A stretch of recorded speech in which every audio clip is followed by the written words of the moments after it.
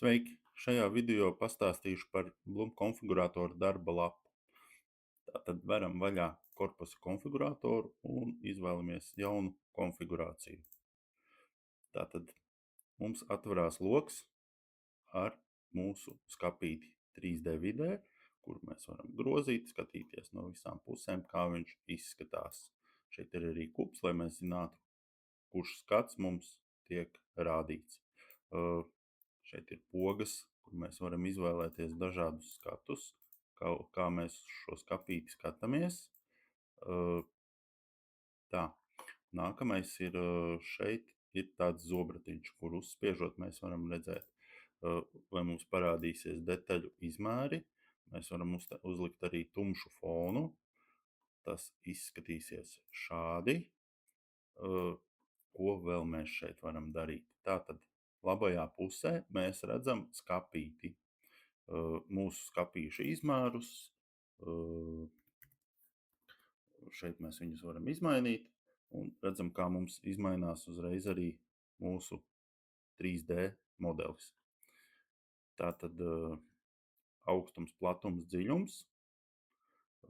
Šeit mēs varam nomainīt paneļu biezumu pēc sev vēlamā, fasādes uzlikumi.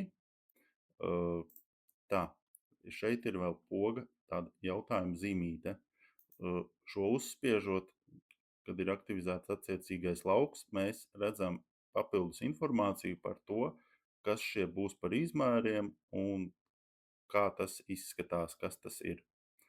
Tātad šeit vēl ir arī par atsevišķajām detaļām, augša, apakšpuse, kreisā, labā mala.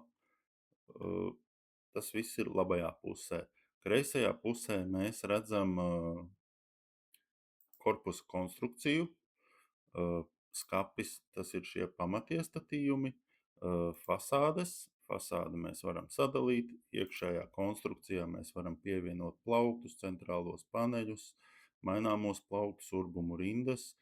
Mugursienas mēs arī varam sadalīt, kādā vietā viņas izņemt, mainīt viņām iestrādes, kā viņi ir iestrādāti mūsu korpusā.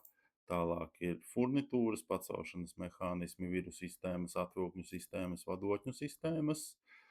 Un nākamā sadaļa ir koka dībelis pie papildu iespējām, ko mēs varam pievienot mūsu korpusam, Blum korpusa savilcēji un Blum puskares mehānismi. Šajā video tas viss. Nākamais video par pamata iestatījumiem.